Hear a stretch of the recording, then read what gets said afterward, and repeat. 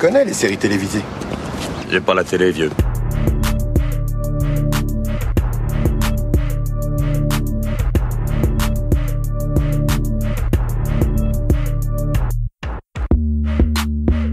Bonjour à toutes, bonjour à tous, soyez les bienvenus dans la saison des séries, votre podcast consacré aux séries d'hier et d'aujourd'hui. Je m'appelle Junior et je suis très heureux de vous retrouver, j'espère que tout va pour le mieux de votre côté. D'entrée, un petit rappel, si vous aimez cette émission et que vous avez envie de nous soutenir et de la faire connaître, n'hésitez pas à en parler autour de vous et à mettre un commentaire et 5 étoiles sur différentes plateformes telles que Apple Podcast ou Podcast Addict. Aujourd'hui, ma complice du jour, vous aviez pu l'entendre dans les épisodes consacrés au jeu de la dame ou encore la flamme, il s'agit d'Hélène. Salut Hélène. Salut Junior. Tout va bien de ton côté ? Tout va très bien. Hey, prête à se reconfiner, c'est reparti pour un tour. Oui, c'est reparti, mais bon, on subit. Grâce aux séries, on le vit mieux. On le vit d'une façon moins pénible, en effet, devant nos écrans. Dans ce nouvel épisode, on va s'intéresser à la série événement depuis le début de cette année 2021, WandaVision, actuellement diffusée sur Disney+. Au casting, entre autres, Elisabeth Olsen, Paul Bettany, entre autres, on reparlera du cast plus tard. Nous sommes 1 an et demi après la dernière production Marvel Studios. Cette attente valait-elle le coup ou est-ce que le studio derrière la MCU, Marvel Cinematic Universe, a raté son coup? Des éléments de réponse juste après un extrait de la bande-annonce. Wanda et Vision, nous deux on fait vraiment la paire. On est chez nous maintenant et je veux qu'on s'intègre. Oh, ce sera vraiment phénoménal! D'où venez-vous tous les deux? Depuis quand êtes-vous mariés? Et pourquoi n'avez-vous pas encore d'enfants? Oh, notre histoire. Je crois que ce que ma femme veut dire, c'est que nous venons de... D'où venez-vous? Depuis quand êtes-vous mariés? Et pourquoi? Oh Arthur, ça suffit! Ça suffit! Ça suffit! Ça suffit! Alors c'est bien réel.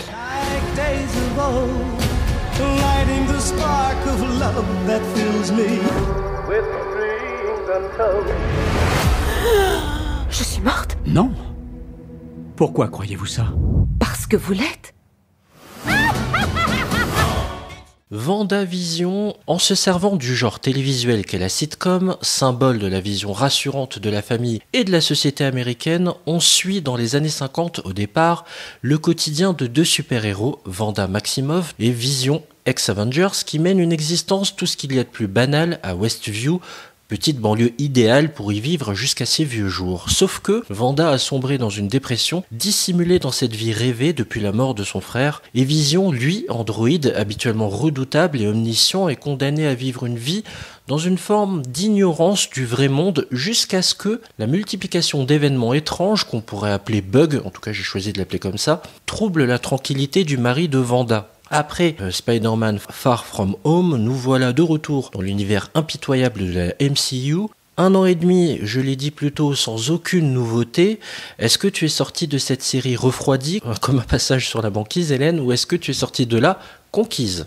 Alors, je ne suis pas encore sortie de là, puisque le dernier épisode, c'est demain. Par contre, moi, c'est mon entrée en matière qui a été un peu compliquée. C'est-à-dire que ça faisait 6 mois que j'attendais cette série, puisque c'est une série qui est censée faire la transition entre la phase 3 et la phase 4 du MCU. Et premier épisode de 30 minutes sur les années 50, ça m'a fait vraiment tout bizarre. J'avoue que, bon, ça a été très, très choquant, interpellant, enfin bref, tout ce que tu veux. Je suis restée sur ma faim, faut le dire clairement, jusque la semaine suivante. Et ça a interpellé pas mal de monde, ce format, puisque en fait, on commence, oui, en effet, dans les années 50 sur vraiment un modèle de sitcom. D'ailleurs, l'épisode a été enregistré avec un vrai public, des vrais rires, etc. Donc, on se demande un peu ce qui se passe. Franchement, on voit pas de lien. On voit bien Wanda, on voit Vision qui est mort dans la deuxième partie de la phase 3 du MCU. Il est mort 2 fois, même le pauvre. Enfin bref. Oui. On termine Endgame puisque Spider-Man Far From Home, c'est vrai que ça a été un peu une fin un peu plate puisque Endgame c'était tellement époustouflant que j'ai envie de te dire on s'attendait à la suite de Endgame, on attendait et là on tombe là-dessus et là on tombe sur un sitcom des années 50. Donc le choc, quoi, le poids des mots, le choc des photos, j'ai envie de te dire. Moi, je n'ai pas compris. Je regarde avec mon fils de 17 ans qui n'a pas compris non plus. On était vraiment dans un état second à la fin de l'épisode. On attendait la scène post-générique. On comprenait pas ce qui se passait. Donc ça a interpellé pas mal de monde. La difficulté, c'était d'attendre la semaine suivante, plein d'espoir, en attendant de retrouver nos super-héros préférés, entre guillemets. Et là, on retombe sur un sitcom des années 60. Donc on a vu qu'il... Tu te dis, c'est quoi ce délire?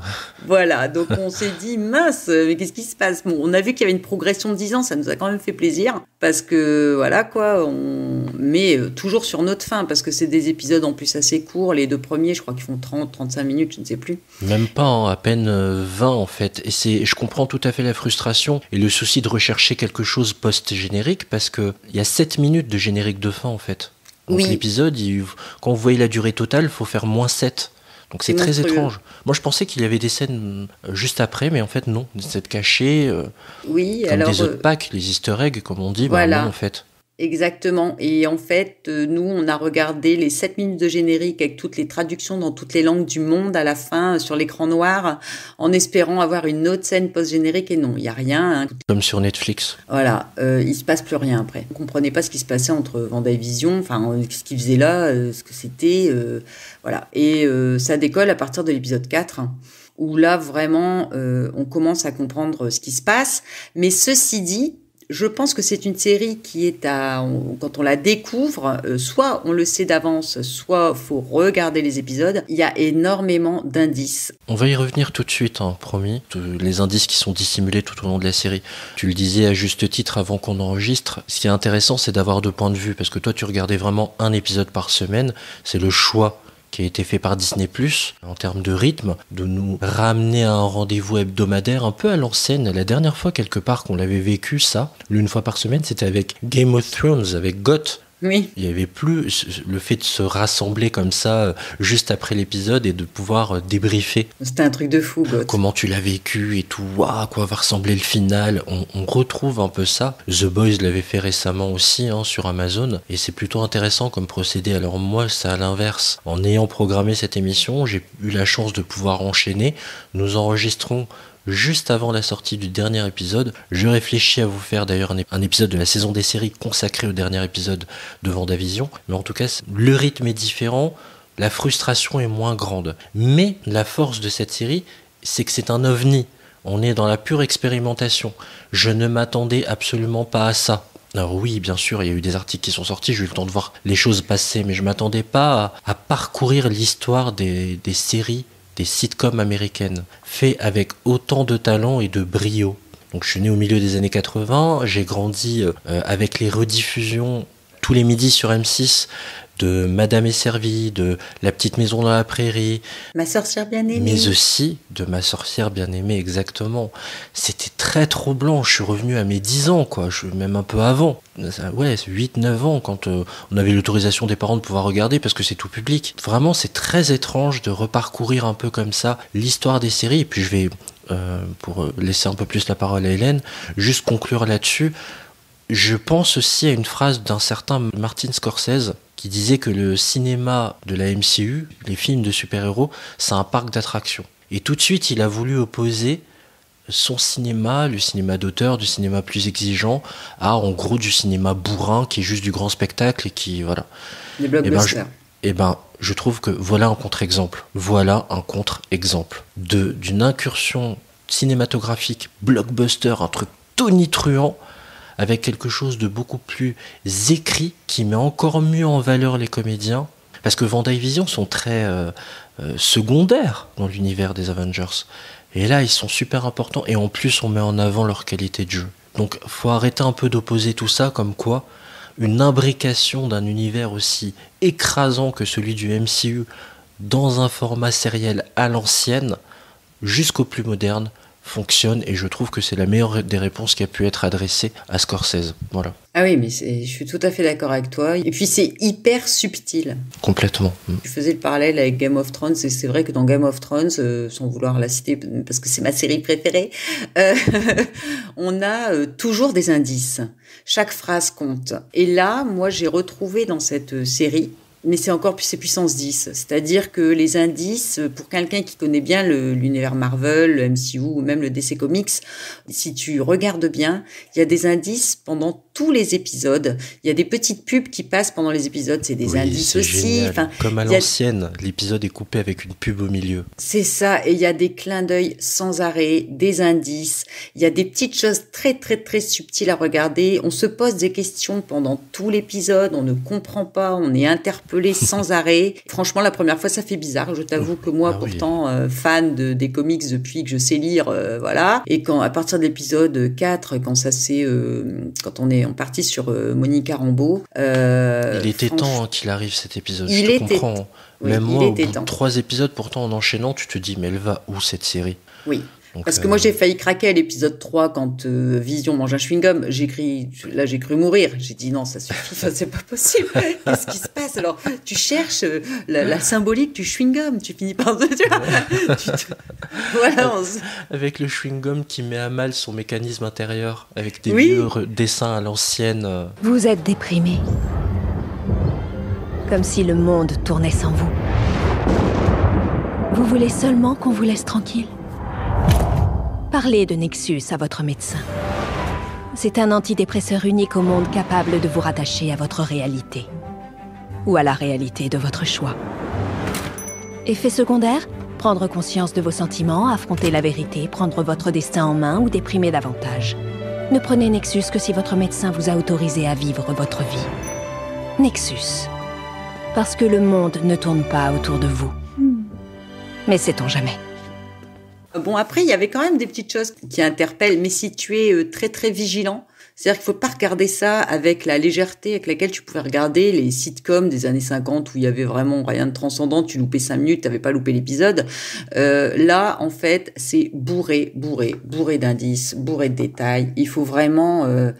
Voilà. Le diable est dans les détails et la colorisation en plus, parfois il y a des indices colorés alors qu'on est en noir et blanc. Oui, l'hélicoptère, oui. Alors bon, moi j'ai vu ça.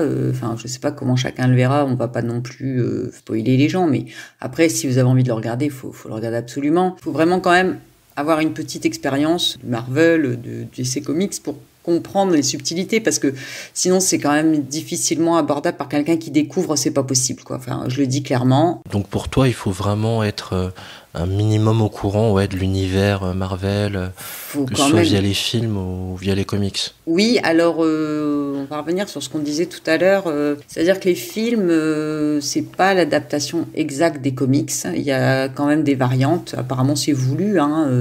Toi qui connais bien l'histoire justement de WandaVision en comics, à quel point les fans de comics vont s'y retrouver, vont y voir des points de divergence et des points de cohérence? Alors, on les attend, les points de cohérence, c'est-à-dire qu'on les retrouve avec les enfants, par exemple.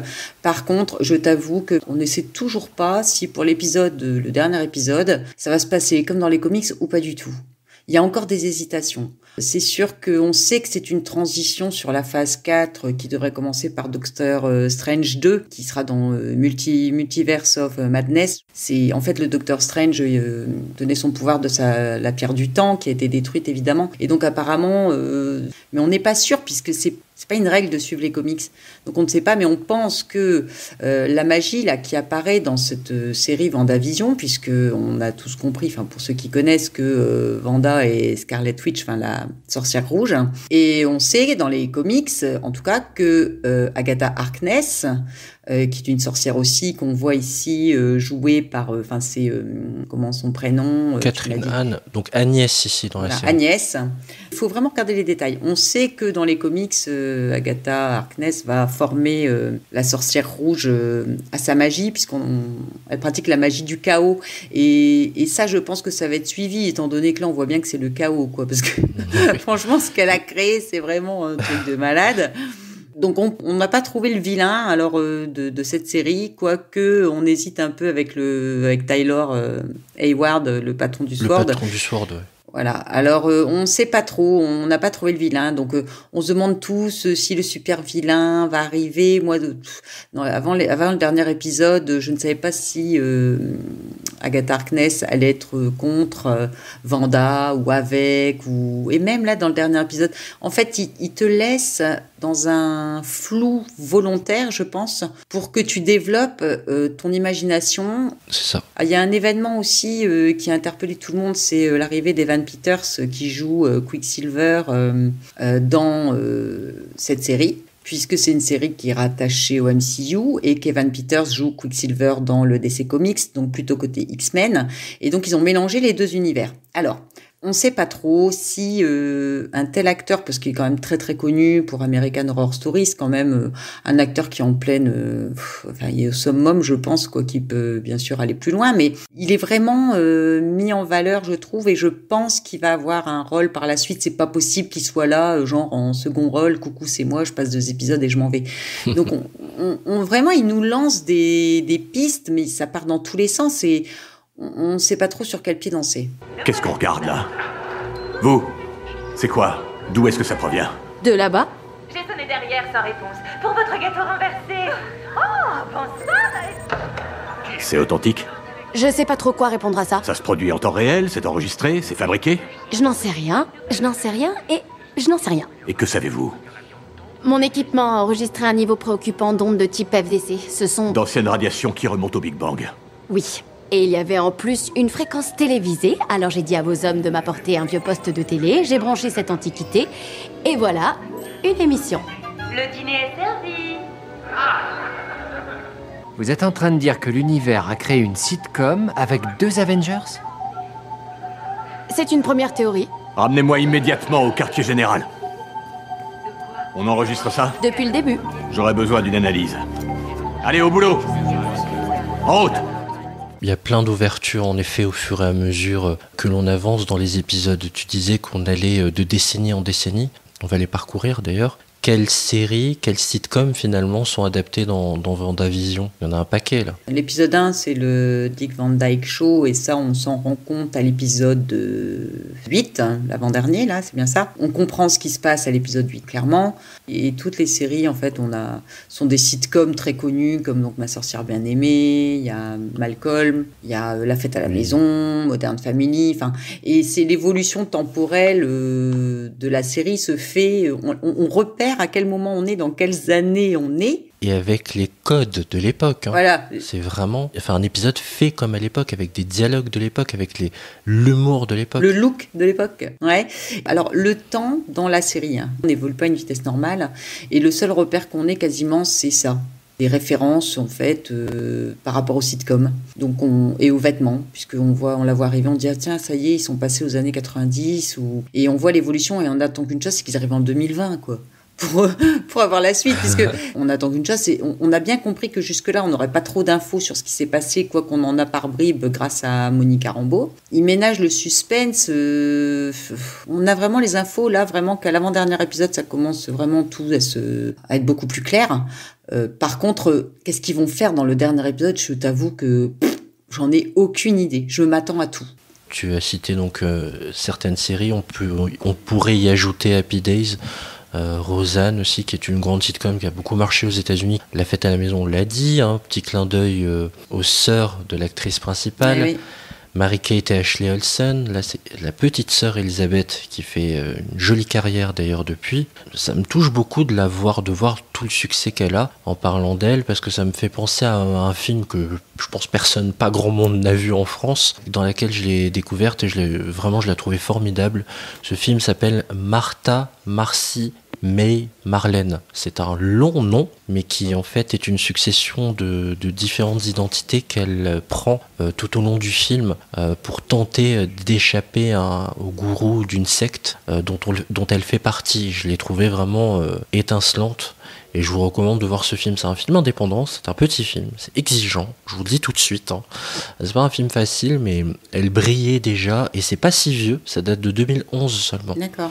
Donc c'est marrant, et ça fait plaisir qu'on n'ait pas oublié que c'est une bonne comédienne, et de lui donner un peu plus de biscuits, un peu plus de choses à jouer, comme elle sait le faire. Un peu comme Tatiana Maslany d'Orphan Black, elle doit jouer plein de rôles différents, selon toutes les décennies, elle le fait divinement bien. Tout comme Paul Bettany d'ailleurs. Oh, bonjour Bonjour, très cher. Je suis Agnès, votre voisine de droite. Ma droite, pas la vôtre. Pardonnez-moi de ne pas être passée plus tôt vous accueillir parmi nous. Ma belle-mère était là, alors j'étais à l'autre bout du pays. Bon, comment vous appelez-vous? D'où venez-vous? Et bien évidemment, quel est votre niveau au bridge? Je m'appelle Wanda. Wanda, comme c'est charmant. Sapristi, vous vous êtes installée vite. Vous avez fait appel à des déménageurs? Je n'avais pas le choix. Tous ces cartons n'allaient pas venir par eux-mêmes. Oh, mais qu'est-ce qu'une célibataire comme vous peut bien faire dans une maison aussi gigantesque? Oh non, je ne suis pas célibataire. Vous n'avez pas d'alliance, ma chère? Mais je vous assure que je suis mariée. Un humain, un homme parfait et grand.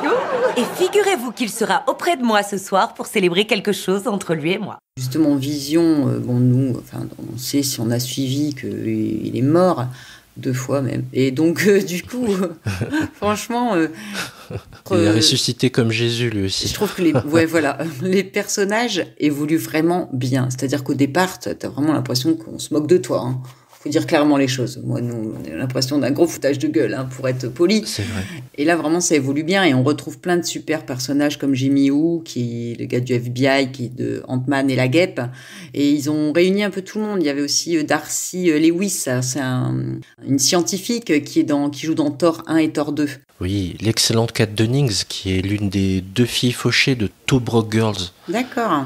Pour info. Oui. Ouais. Et passé d'ailleurs dans une vieille sitcom, Un père peut en cacher un autre, une ancienne aussi habituée des sitcoms. Et on retrouve quand même pas mal de personnages.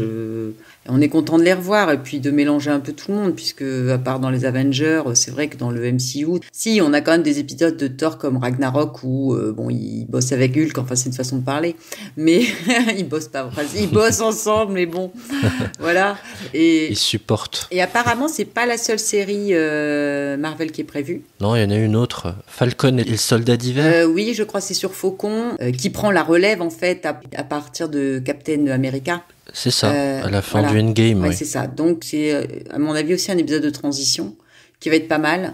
Et moi, j'adore l'acteur qui joue Faucon. Je trouvais que c'était un peu du gâchis de pas lui donner parce qu'il a quand même pas un rôle monstrueux jusque-là. Et je pense que ça... Anthony Mackie. Voilà. Ensuite, on sait que Spider-Man prend un peu le rôle la succession, plutôt, d'Iron Man, puisque personne ne peut prendre le rôle d'Iron Man. C'est ça. C'est toutes les difficultés du truc.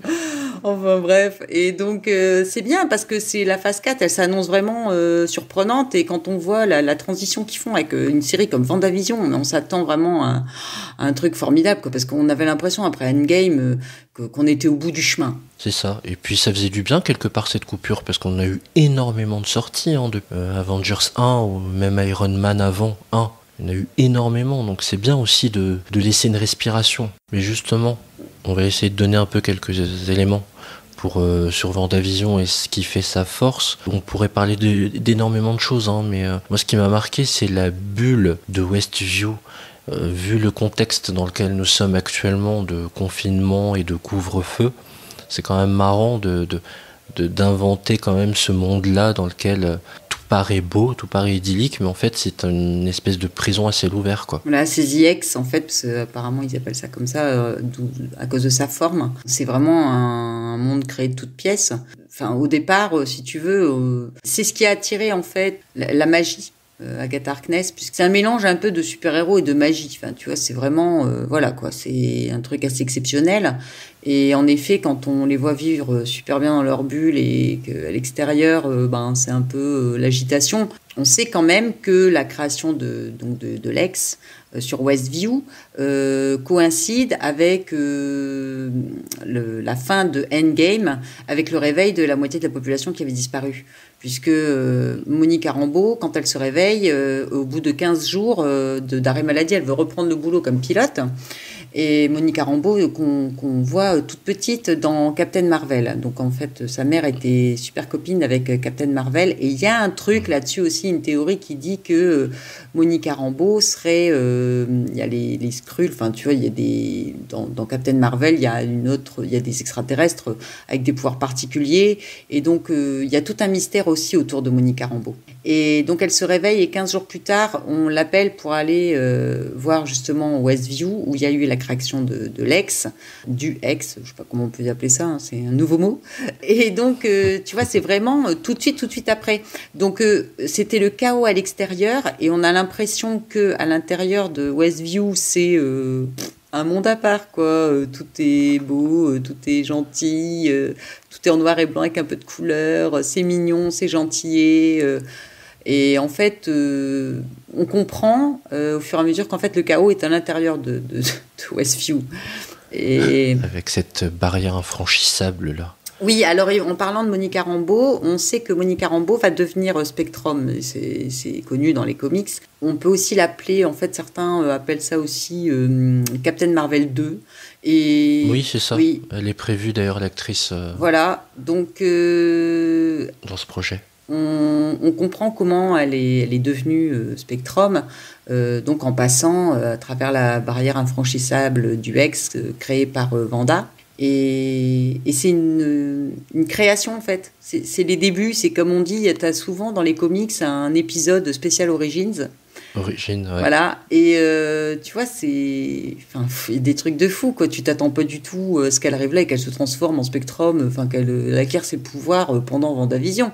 Mais on devine un peu la phase 4. Bon, amuse-toi bien ce soir, ma chérie. Quoi ? Tu viens pas ? T'es déguisée pour l'occasion ? C'est seulement ma couverture. Halloween est une bacchanale pour adolescents malfaisants et la surveillance du voisinage est le dernier rempart entre la cité et notre intimité. Mais non, c'est pas ce qui était prévu. Quoi ? Eh bien, tu aurais dû me prévenir que tu avais des projets. Eh bien, je te préviens juste en retard. Nos parents sont souvent... pas adversaires, juste un peu différents. C'est leur premier Halloween. Il faut que tu sois présent. Oh, mais c'est quoi cette embrouille? Le beau-frère a un conflit, les jumeaux ont besoin d'un père pour la soirée? T'en fais pas, sœurette, j'ai des chromosomes XY, je suis votre homme. Oncle P à la rescousse, hein? Excellent. Problème résolu. C'est un peu ce qu'on reproche d'ailleurs à ces grandes franchises, tu sais, d'être en mode... côté MCU, je trouve ça quand même mieux fait que côté DC Comics, mais d'être en mode autopromotion des prochaines sorties, des futures sorties. Tu sais, oui. C'est l'effet Batman contre Superman où t'amènes tous les futurs personnages quand tu verras, les Wonder Woman, tout oui. Ça. Tu te dis, ouais, d'accord, ok, placement de produit pour plus tard. Ah. Mais là, c'est beaucoup plus subtil, comme tu le disais. Plus subtil. Et dans le DC Comics, faut savoir qu'ils ont quand même... y a des acteurs qui ont changé, parce que c'est plus ancien quand même. Et donc, je pense que l'univers DC Comics perd un peu... moi je voudrais vraiment saluer aussi techniquement le travail qui a été fait, et tu m'étonnes que le générique dure 7 minutes, le travail que ça a dû demander en termes de réalisation, je suis assez fasciné. Toujours le grain dans l'image pour correspondre à l'époque, même si on regarde un truc en HD, hein, on le voit, l'image est nette sur notre télé, mais le fait de ce travail de retranscription comme à l'époque, l'écran qui se rétrécit comme ça en format 4/3, qui s'agrandit en 16:9, j'ai trouvé vraiment ça, j'ai trouvé que c'était un régal visuellement, ouais. Quoi. Ouais, c'était impressionnant même. Mais honnêtement, quand on voit le goût du détail dans l'histoire elle-même, dans le fond, je pense que s'ils n'avaient pas fait tous ces détails dans la forme, ça aurait été bizarre. Ils ont vraiment, autant dans le fond que dans l'histoire en elle-même, que dans la présentation, la forme, les habits, le goût des détails, les petites publicités, etc. C'est bourré d'indices. Et c'est extrêmement bien fait. Juste en 2 mots, ton épisode, t'as un épisode favori jusque-là, en attendant le dernier? Mon épisode favori, c'est l'épisode de... Alors, pas celui-ci, celui d'avant. Donc, le dernier qu'on a vu, c'est le 8, donc... C'est l'épisode d'Halloween, j'ai envie de... Oui, Halloween. L'épisode d'Halloween, oui. C'est le Malcolm alors, l'adaptation de Malcolm. Je veux pas spoiler, donc je peux pas dire exactement ce qui se passe, mais honnêtement, quand tu les regardes d'une semaine sur l'autre, tu oublies un peu quel est le numéro d'épisode, quoi. Pas le dernier, là. Le dernier, j'ai pas été...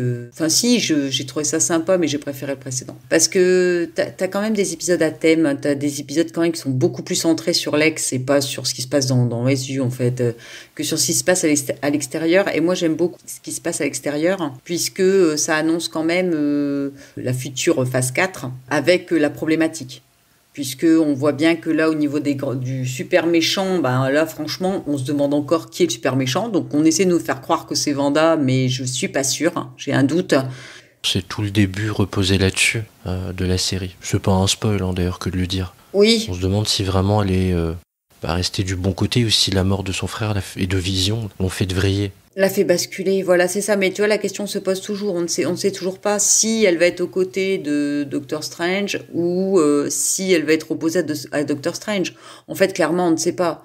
Apparemment, bon, là, dans la série, je veux pas spoiler ceux qui l'ont pas vu, quand on voit le dernier épisode, justement, on se demande s'il n'y a pas un espoir. À creuser. À creuser, voilà, il y a plein de choses. C'est super intéressant et on apprend des trucs et après, on est forcément tenté de faire des suppositions en disant, il peut se passer ça, mais tout est possible et c'est ça qui est bien, c'est que c'est une série où t'es surpris à chaque épisode. Et ça, c'est une grande force. Surpris au départ, un petit peu de façon négative, parce que franchement, quand ça s'est arrêté, j'ai cru que c'était une blague. Franchement, 2e épisode, là, la blague devenait beaucoup moins rigolote. Enfin, ils ont pris plein de critiques de ce genre, hein, t'inquiète pas, hein, t'es pas la seule à l'avoir ressenti. J'ai vu des camarades dire non, mais c'est pour faire des épisodes façon Ma Sœur Sœur Bien-Aimée, autant regarder Ma Sœur Sœur Bien-Aimée, j'ai pas besoin de Vendavision. Voilà ce qu'ils se sont pris comme remarque. Et il faut le regarder 2 fois. Même si c'est un peu pénible pour le premier parce que t'es surpris, un peu déçu, faut le regarder 2 fois. Et quand tu le regardes 2 fois, là, t'as le temps de noter les indices. Et c'est ça le jeu des premiers épisodes, c'est qu'il faut regarder, noter les indices. C'est Christopher Nolan maintenant derrière ou quoi? Ouais, c'est un peu genre Inception, tu vois. Non, mais sérieux, ouais, c'est clair. C'est du MCU à la mode Inception, mais personne ne fait tourner de toupie. Tout va bien pour l'instant. Ils font tourner des serviettes à un moment, mais bon... Ça dure pas trop longtemps, quoi, dans la cuisine. Mais tu sais que même sur les marques de céréales, il y a un indice, quoi. Ah oui, mais t'as fait des arrêts écran, là, à ce niveau-là. Mais t'as fait des pauses sur écran, là. Mais tu es obligé. Alors, tu le regardes en entier une fois et ensuite, tu le regardes en gardant ton doigt sur pause, tu vois. Eh ben, bon, si vous avez le courage de faire ce travail-là, hein, essayez d'y jeter un œil. Enfin, avant de se dire au revoir, juste une fameuse question. Une fois qu'on a vu ça, une fois qu'on a vu Vendavision, comment ça se passe derrière? Est-ce que c'est une mini-série? Donc ça s'arrête là? Est-ce qu'il y aura une saison 2? Est-ce qu'il y aura un crossover avec un autre film? Bah écoute, a priori, c'est une série de transition. Donc pas sûr qu'il y ait une 2e saison. Je ne pense pas, enfin j'en sais rien, honnêtement. Maintenant, je vois pas où ils pourraient aller en continuant dans Westview, c'est pas possible. Est-ce qu'ils vont développer les personnages de Wanda et Vision comme ça? Enfin, on ne sait même pas ce qui va se passer une fois que l'ex aura disparu ou pas. D'ailleurs, on sait pas. Honnêtement, c'est très très dur de se projeter par rapport à ça, de savoir sur une saison 2 ou pas, parce que c'est pas une vraie série. Pour moi, c'est pas quelque chose qui peut... Tu comprends, il y aura forcément une fin pour moi. Mais c'est un avis personnel. Oui, et d'ailleurs, le producteur Kevin Feige laisse entendre que, de toute façon, tout est possible. Que c'est ce qu'il aime d'ailleurs dans l'univers Marvel, c'est que tout est possible, qu'il peut y avoir des crossovers, que ces personnages peuvent revenir dans des films, mais aussi revenir en série pour une autre transition. Donc ils sont fermés à aucune idée. Ouais, mais je pense qu'ils font exprès. Je pense qu'ils savent très bien ce qu'ils vont faire, mais qu'ils veulent pas nous le dire. Ils veulent pas nous le dire, ça se compte en années et tout, ils savent déjà. On parle même d'apparition dans un possible Spider-Man 3, donc celui qui suit Far From Home. D'ailleurs, j'ai oublié le nom, on l'a dit le nom, mais je l'ai oublié. On a révélé le nom, je vais te le retrouver, voilà. Il y aura un possible retour dans Spider-Man No Way Home 3. D'accord. Avec Tom Holland et Zendaya. Donc voilà, on verra bien ce qu'il adviendra. En tout cas, je pense qu'on a bien fait le tour de Vendavision. Une chose à ajouter ou... Mais j'ai hâte d'être à demain. Ou ce soir minuit, apparemment, ce que tu dis. Bon. Voilà, la série s'appelle Vendavision. Elle est actuellement disponible sur Disney+. Pour info, c'est la première série que je regardais sur cette plateforme. Et ça commence très fort. Mine de rien, ça donne envie de regarder le reste. Je regrette pas de m'être abonné. Voilà, je suis pas payé par... j'ai pas de sous de la part de Disney. Hein. Y a pas de partenariat. Ça viendra, ça viendra. Moi, je veux bien des passeports autant qu'ils veulent pour Disneyland, ça m'intéresse. Ou Disney World aussi, pour aller aux États-Unis. Voilà, le message est passé. Vendavision, voilà, la série est disponible sur Disney+. Merci beaucoup Hélène d'avoir participé à cet épisode. Eh ben écoute, merci Junior, merci à toi, bonne soirée. La saison des séries, c'est déjà fini. Pour écouter ou réécouter la saison des séries, ça se passe sur vos plateformes streaming préférées. Je vous invite à nous mettre une note jusqu'à 5 étoiles et un commentaire sur Apple Podcast. Je n'hésiterai pas à lire prochainement vos messages à l'antenne pour vous remercier de vive voix. Vous pouvez nous suivre sur Twitter et Instagram. Merci à vous d'avoir écouté cette émission jusqu'au bout. Je vous souhaite plein de bons épisodes et je vous dis à très bientôt. Ciao.